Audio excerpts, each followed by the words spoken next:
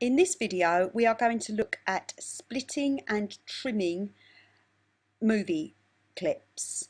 A trim and a split are basically the same thing, but we split one in front of the other. First, drag a movie clip down into the timeline. This one has audio, which we're just going to mute out. Then expand the timeline, but not by too much, because you want to keep the whole video on the screen. And then you can start to play the video to find where is the piece that you want.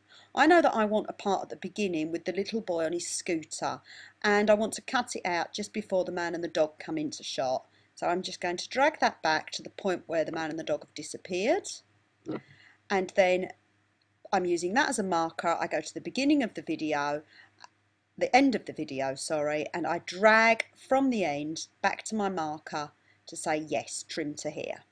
Now when I play, that will just stop just at the point where I've done it. But actually I wanted to split this because I wanted another section from the same video on the end.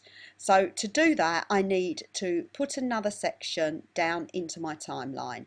So I'm going to pop down the video. There's one very important button to press. If I do it at the moment and I trim it, what's going to happen is that I'm going to end up with a gap. So what I'm going to do is I'm just going to take that out, and then I'm going to go up to the top and I'm going to click this button, which is called auto ripple, and that will mean that when I do my trim from the beginning, it goes back and fills the gap.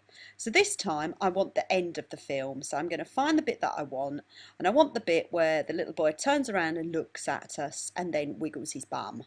So again, I find it by using the slider, and then this time I go to the beginning and I drag my clip from the beginning to trim off the beginning part, and when I let go, because of the auto ripple, it pings back into place.